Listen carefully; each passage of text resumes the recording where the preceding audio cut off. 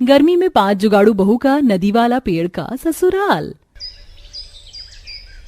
सुबह के 4-5 बजते ही एकदम से बिजली कट जाती है। तभी गर्मी से बेचैन होकर पार्वती बड़बड़ाते हुए, बेड़ा गर्क हो इन बिजली वालों का, एक तो दिन भर लाइट देते नहीं मगर सुबह के 4 बजते काट लेते हैं। ऊपर से इस गर्मी ने अलग से भूचाल मचा के रखा है, आग लगे इस गर्मी के मौसम में। गर्मी से पसीने पसीने होकर 5 बहुएं भी उठकर बैठ जाती हैं।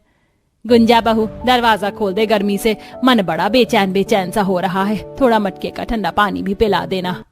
जी माँ जी अभी देती हूँ। गुंजा थोड़ा पानी मुझे भी देना, प्यास की मारी गला सूख रहा है।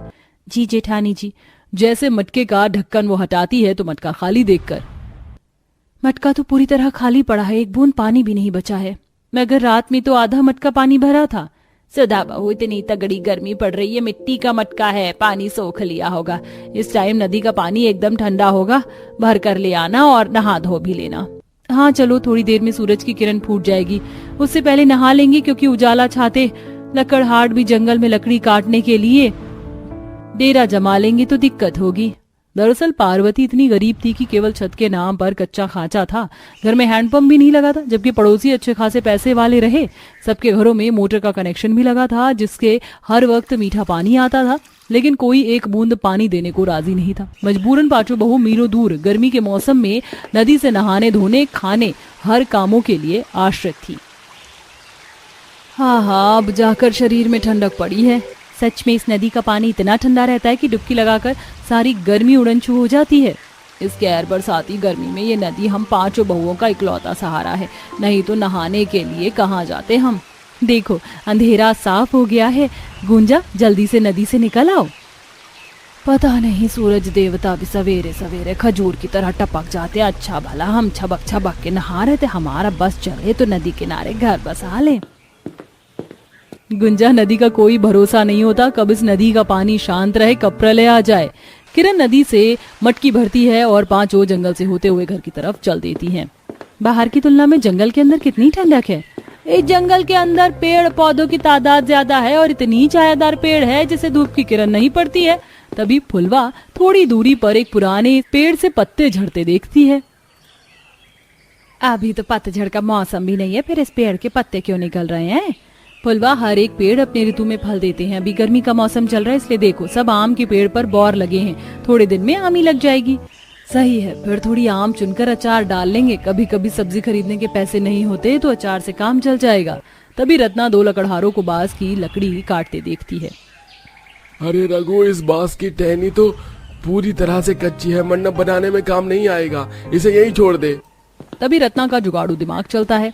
भैया जी, अगर ये बांस की टहनी आपके काम काज की नहीं है तो मैं ले लूं। हाँ ले लीजिए बहन जी। मगर रत्ना तुम इस बांस का करोगी क्या? इस बांस से बहुत जुगाड़ू चीजें बनती हैं, देखो इसमें कितने कच्चे कच्चे लचीली शाखा हैं, इसे काट कर बहुत सारा दातून बन जाएगा। पता है गांव देहात के लोग किसी दंत मंजन का इस्तेमाल नहीं करते, बल्कि इसी से मुंह धोते हैं। उनके दांत भी हीरे की तरह चमकते हैं। बाकी इसकी मोटी डंडियों और थोड़ी बहुत घास से मैं हवा करने के लिए पंखा भी बना सकती हूँ। वैसे घरेलू चीज बनाने के मामले में तुम्हारा दिमाग बड़ा जुगाड़ू है। नदी किनारे जंगल का लाभ उठाते हुए 5 काफी घास और बांस की लकड़ी और सूखे पत्ते बटोर कर घर लाती हैं। तभी अखिलेश भड़कते हुए, तुम 5 नदी पर नहाने गई थी या घर बसाने? कब से इंतजार कर रहे हैं? चाय पीने का, फल तोड़ने बगीचे में जाना है। देवर जी आप गुस्सा मत कीजिए, मैं चाय चढ़ा देती हूँ।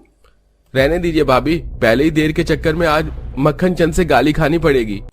बगैर कुछ खाए पिए 5 बगीचे में आ जाते हैं, जहाँ माखन लाल छतरी में बैठा ठंडे फल खा रहा था। इस बार तो मेरे बगीचे में एकदम चीनी जितने मीठे खरबूजे हुए हैं। ये फल बाजार में अच्छे दाम में ऐठूंगा। नमस्ते नमस्ते सेठ, आज कौन से पेड़ के फल तोड़ने हैं? अरे क्यों रे नमक हराम, रोज का धंधा बना लिया है देर से आने का, और दिहाड़ी भी पूरी चाहिए। तुम बड़े तेज हो। सेठ, माना कि हम देर से आए हैं, लेकिन जितने की दिहाड़ी तुम देते हो उससे डबल का काम करवाते हो। 40 रुपए 50 रुपए दिहाड़ी में गुजारा भी नहीं चलता है। अरे तो किसने कहा है मेरे बगीचे में आने को? कहीं और बढ़िया नौकरी चाकरी मिलती हो तो जाकर कर लो। मेरी दिहाड़ी से 2 टाइम की रोटी खाते हो, वरना कटोरा लेकर भीख मांगनी पड़े। माखन चंद गरीब मजदूर की मजबूरी का फायदा उठाते हुए जूते की नोक पर काम करवाता है।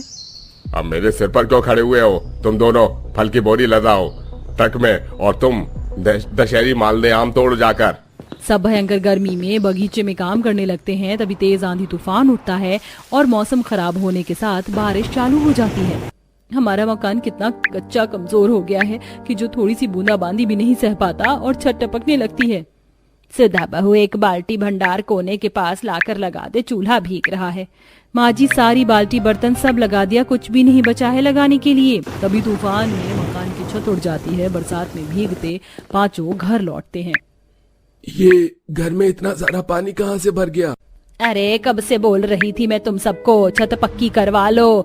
नहीं बस की थी तो अपने हाथों से थोड़ा चूना सीमेंट लाकर छाप देते, कम से कम छत तो नहीं उजड़ती। काटो अब खुली छत के नीचे रात। माँ तुम्हें तो पता है गर्मी के चलते काम धाम बिल्कुल भी नहीं है। मुश्किल से घर का खर्चा निकल पा रहा है, छत कहाँ से ठीक करवा लेते। अगले दिन छत ठीक करवाने के लिए पांचों सेठ से पैसे मांगते हैं, लेकिन वो मना कर देते हैं। गुजरते समय के साथ बरसात का मौसम लग जाता है और इस बार उनका कच्चा मकान बरसात तूफान झेल नहीं पाता और टूट जाता है। हे भगवान, इतने तूफान में हम लोग कहाँ जाएंगे? अब तो कोई चारा ही नहीं बच गया। पांचों पड़ोसियों का दरवाजा खुलवाने के लिए खटखटाते हैं। शीला मौसी, शीला मौसी, ओह मनोरमा काकी, हमारा घर टूट गया है, हमें अपने घर में आने दो। अरे हमने क्या धर्मशाला थोड़ी ना खोल रखी है, चलो फुटो यहाँ से। शीला मौसी केवल आज के लिए हमें अपने घर में रुकने दीजिए। अरे मेरे घर में तो पहले से रिश्तेदार ठहरे हुए हैं, मैं तुम लोगों को अपने घर में नहीं ले सकती। दुख पड़ने पर कोई साथ नहीं देता, चलो सब। तूफान का घना मंजर देख पांचों नदी किनारे आ जाती हैं और एक विशाल पेड़ के नीचे शरण लेते हैं। वहीं पंछी परिंदे जीव जंतु अपने अपने खोखले पेड़ के घर में छिप रहे थे। तभी किरण कटफोड़वा पंछी को पेड़ में गड्ढा करके घर बनाते देखती है। ये तो कटफोड़वा पक्षी है जो अपनी चोंच से पेड़ को खोखला करके घर बनाकर रहते हैं। जंगल में रहने वाले इन जीव जंतु और पक्षी का जीवन हमसे लाख गुना अच्छा है। कम से कम इन्हें पेड़ के अंदर शरण तो मिल जाता है। तभी रतन एक पेड़ पर बंदर और उसके बच्चों को शरण लिए देखती है, जिससे उसे जुगाड़ आता है। अगर हम चाहें तो इनके समान अपने परिवार के रहने के लिए पेड़ पर आश्रम बना सकते हैं। पास के पास नदी है, हमें दूर सफर तय करके यहाँ तक आने की आवश्यकता भी नहीं पड़ेगी और यहाँ का वातावरण भी कितना ठंडक है। रत्ना का जुगाड़ सुझाव सबको काफी पसंद आता है। बरसात छूटने के साथ सब काम चालू कर देते हैं। जुगाड़ तरीके से पत्थरों को पैना करके औजार बनाकर लकड़ियाँ काटते हैं। इस पेड़ का तना काफी मोटा है, इस पर हमारा पेड़ घर आराम से टिक जाएगा। क्योंकि वो पेड़ नदी के बिल्कुल पास में था, अब पांचों बहू घर बनाने में पतियों का सहयोग करती और सीढ़ी बनाकर साथ ही पेड़ की जड़ों तक जाने वाले हिस्से में जुगाड़ लगाकर रसोई बनाती हैं। वहीं सास नदी किनारे ही मिट्टी से चूल्हा बनाती है। अरे वाह माँ जी, आपने क्या बढ़िया जुगाड़ लगाकर चूल्हा बनाया। अब खाना बनाना एक बार में निपट जाएगा। अरे बहुओं, तुम लोगों की देखा देखी जुगाड़ लगाना सीख लिया। अब इस 4 मुंह वाले चूल्हे पर एक ही बार में दाल चावल रोटी सब्जी बना लेना। कुछ दिनों में पांचों बहू नदी किनारे पेड़ घर के रंग में ढल जाती हैं। नहाना धोना खाना बनाना सारी आवश्यकता नदी से वह पूरा कर लेती हैं और नदी के पास वाले जमीन को साफ करके साग सब्जी भी सींचती हैं, जिसमें हरी भरी फलीदार सब्जियां उगती हैं, जिससे उनके पति बाजार में बेचने के लिए ले जाते हैं और ताजी सब्जियां देखकर लूट मच जाती है। माँ, और कितनी देर लगेगी डिनर बनाने में? भूख से पेट में चूहे कूद रहे हैं। भगवान जी, कैसी भूखी लड़की पैदा की है मैंने, थोड़ा सा सब्र नहीं करती है। थोड़ी देर में मनोरमा कढ़ी चावल प्लेट में लगाकर पूजा को देती है। चावल देख पूजा चिढ़कर, माँ ये तुमने क्या चावल उबाल के रख दिए, जबकि तुम्हें पता है रोटी के बिना मेरा पेट नहीं भरता। बिना नखरे किए इस लड़की से खाना नहीं निकला जाता। कढ़ी के साथ गरम गरम चावल खाने में मस्त लगते हैं, खाकर तो देख। माँ, मुझे कढ़ी पर भी रोटी पसंद है, तुम मेरे लिए 4-5 बना दो और ये चावल हटाओ। बड़बड़ाते हुए मनोरमा कढ़ी चावल लेकर रसोई में आकर रोटी बनाती है। बंदर क्या जाने अदरक का स्वाद, रोटी के अलावा इसको कुछ हजम नहीं। भगवान न करे कल को दाल चावल खाने वाले ससुराल में शादी हो जाए तो कैसे गुजारा होगा।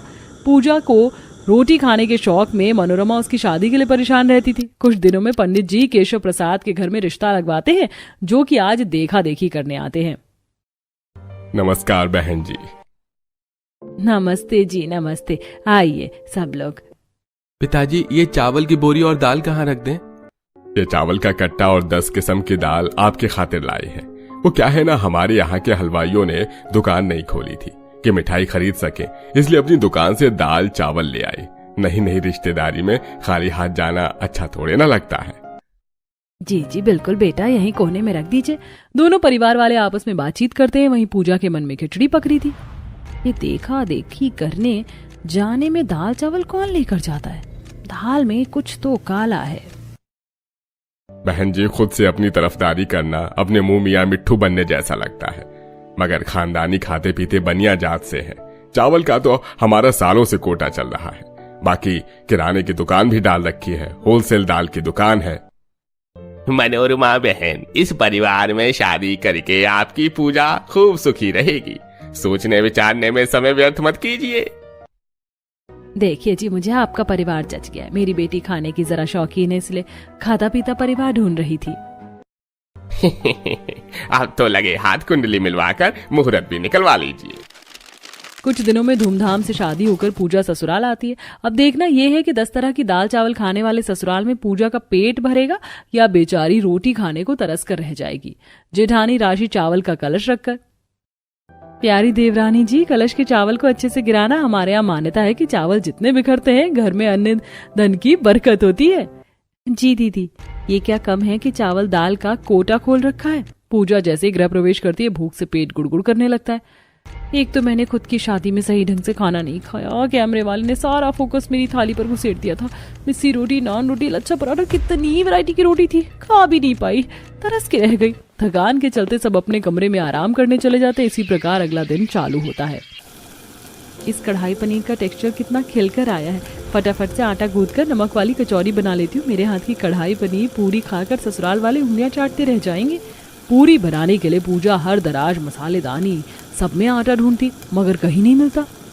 पूरा किचन छान मार लिया, आटे का डब्बा दिखाई नहीं। तभी सास 10 तरह के दाल और जेठानी चावल की बोरी सरकाते हुए रसोड़े में लाती है। अरे राशि बहू, तुझे जरा सी चावल की बोरी नहीं खिसक रही? थाली भर कर दाल चावल खाती तभी हड्डियों के ढांचे जैसी हिल रही है। माँ जी, बोरी के अंदर 50 किलो चावल भरा है, भारी है। अरे पूजा बहू, तू खजूर के पेड़ की तरह क्यों खड़ी है? मदद करवा। जी माँ जी। माँ जी, ये बोरी में सच में भारी थी, मेरी तो सांस चढ़ गई। देवरानी जी, खुशबू तो बड़ी अच्छी आ रही, क्या बनाया है? दीदी, मैंने कढ़ाई पनीर बनाई है, पूरी का आटा लगाने मगर आटा ही नहीं मिला। तभी सास कंजरपना दिखाती हुई बोलती है, अरे बहू, हमारे घर में कोई रोटी खाता ही नहीं है, इसीलिए आटा खरीदते ही नहीं है। सब डेली 10 किस्म की दाल और चावल खाते हैं। एक बार मुझसे पूछ लेती, फालतू में पनीर बनाकर खर्चा कर दिया। चल अब थोड़ी दाल चावल के साथ चख लेंगे। देवरानी जी, इन दोनों पतीलों में धोकर 10 किलो चावल चढ़ा दो। ये अरहर, मसूर, चना, काली मसूर, मूंग दाल, हरी मूंग, 10 अरहर की दाल को चुनकर साफ कर लेना और बनाना। 10 तरह का दाल चावल बनाने का ऑर्डर सुनकर पूजा के होश उड़ जाते। 10 किलो चावल ज्यादा नहीं हो जाएगा? और 10 किस्म की दाल कौन खाएगा? बहू, हम खाएंगे और कौन खाएगा? फटाफट से बना ले, भूख के हमारे पेट में चूहा, बिल्ली, घोड़ा, हाथी, गाय, भैंस सब नाच रहे हैं। चल राशि बहू। आग बबूला होकर बहू चावल धोकर उबालने को चिढ़कर दाल चुनती है। मुझे तो ऐसा लग रहा है कि इस तरह की दाल चावल खाने वाले ससुराल में रोटी खाने के लिए तरस के रह जाऊंगी। तभी दोनों ननद रिया, काव्या सरसों तेल, घी और सूखी लाल मिर्च की बर्नी लेकर रसोई में आती हैं। भाभी, ये लीजिए दाल छौंकने का सामान। पापा बिना छौंके अरहर दाल खाते हैं, बाकी मैं मूंग, मसूर और दाल लाल मिर्च की चुकी जाती है। और मोहित भैया घी के तड़के वाला चना दाल खाते हैं। ना स्पीटी ऑर्डर तो ऐसे झाड़ रही है जैसे मैं हलवाई लग रही हूँ। रिया, मुझे किराने वाले से 1 किलो आटा ला दो, रोटी बना लूंगी, मैं चावल नहीं खाती। पूजा भाभी, आपको पता भी है हमारे घर में कितनी महंगी 100 रुपए रेट की कच्ची बासमती बनती है। धीरे धीरे आपको चावल अच्छे लगेंगे। चल काव्या बाहर, अब मैं मेज पर बैठेंगे, कितनी घमस है किचन में। दोनों किचन से खिसक लेती, खुंदक खाते हुए बेचारी अकेली बहू 10 तरह का दाल चावल बनाकर पसीने में नहा जाती है। अरे बहू, बेरवल की खिचड़ी जितना टाइम लगा दिया, जल्दी से खिला दे। अब लाई ससुर जी, अब मसूड़ी बाजी है, बनाओ भी, परोस कर भी खिलाओ। परोसते ही सब खाने पर टूट पड़ते हैं। वाह बहू, क्या खिले खिले दाने वाले चावल बनाए हैं, और दाल भी गाढ़ी बनाई है। और डालना। चाची, मुझको भी और दाल चावल चाहिए। अभी देती हूँ। ये भगवान, बड़े तो बड़े, बच्चे भी भर भर कर दाल चावल लपेटे जा रहे थे। लास्ट में खाकर उठते हुए सास खट्टी डकार मारती है। बहुत बढ़िया दाल चावल बनाकर खिलाया तूने बहू, अब तू भी खा ले। बेचारी बेमन से थोड़े से चावल दाल खाती है। कितने फीके लग रहे हैं दाल चावल, मुझे तो पनीर की सब्जी के साथ रोटी पराठा पसंद है। इसी तरह रात में दोबारा से सास कच्चे दाल चावल किचन में भर देती है। बहू आ गई तू, फटाफट से दाल चावल चढ़ा दे, सबको भूख लगी होगी। माँ जी, डिनर में भी ये 10 तरह के दाल चावल बनेंगे। बहू तुझे बताया तो था हमारा परिवार इसी खाने का आदी है और गर्मी के मौसम में हल्का है, आसानी से पच जाएगा। मगर सासू माँ, मेरा चावल खाकर पेट नहीं भरता, मैं रोटी खाती हूँ। चल कोई नहीं, कल आटा मंगवा दूंगी, आज चावल से काम चला ले। बेचारी पूजा अपनी मक्खी चूस सास की मक्खन भरी बातों में आ जाती है, मगर डेली दाल चावल खाते हुए 1-2 हफ्ते हो जाते हैं। ये सासू माँ मेरे साथ चाल पट्टी खेल रही है, रोज आटा मंगवाने की बात करके टरका देती है। मैं तो रोटी खाने के लिए तरस गई हूँ। गुस्से में जानबूझकर पूजा चावल गीले और दाल पानी वाली बनाकर परोसती है। मम्मा, ये दाल तो बाकी की सूप जितनी पतली है, चावल भी गीले गीले से हैं। बहू, ये तूने खाना क्या बनाया है या खिलवाड़ किया है? इतने महंगे बासमती चावल का हलवा बना दिया। माँ जी, आप सब लोग खाते भी तो इतना ज्यादा हैं, ऊपर से कच्ची बासमती थी, चिपक गई पतीले में। बहू, तेरी बनाई दाल में भी चवन्नी भर का स्वाद नहीं है। चिक चिक करते हुए सब लोग दाल चावल खाते हैं। इन जलेबी जितने टेढ़े ससुराल वालों के आगे मुझे भी टेढ़ी खीर बनना ही पड़ेगा। मैं रोटी खाने के लिए तरसूं, पर इन्हें 10 किस्म की दाल चावल बनाकर खिलाऊं, इतनी सीधी नहीं हूँ। जानबूझकर पूजा अब डेली कभी दाल जला देती तो कभी चावल खराब कर देती, जिससे ससुराल वाले राशन पानी लेकर चढ़ जाते हैं। देखो, आज फिर करमजली ने कच्ची बासमती का कचूमर निकाल दिया। कोई फायदा नहीं तेरे जैसी बहू उतारने का। पहले खाना ठीक ठाक बनाती थी, अब जानबूझ के खराब करती है।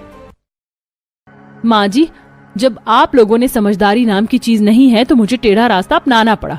आप लोग खुद तो डेली 10 तरह की दाल चावल चाव से खाकर पेट भर लेते हैं, अगले बंदे के बारे में नहीं सोचते कि जिसे शुरू से ही रोटी की आदत है वो चावल से कैसे गुजारा करेगा। तरस गई हूँ मैं रोटी खाने के लिए। बोलते बोलते पूजा रो जाती है, जिससे सबको बड़ा पछतावा होता है। बहू रो मत, हमें माफ कर दे, हमने तेरी पसंद नापसंद को पूछा ही नहीं, बस अपनी थोपी थी। मगर आज से तुझे रोटी खाने के लिए तरसने की जरूरत नहीं है। आखिर में दाल चावल खाने वाले ससुराल का रिवाज बदल जाता है। अब एक टाइम 10 तरह का दाल चावल और रात में रोटी सब्जी बनाती है, जिससे पूजा की परेशानी टल जाती है।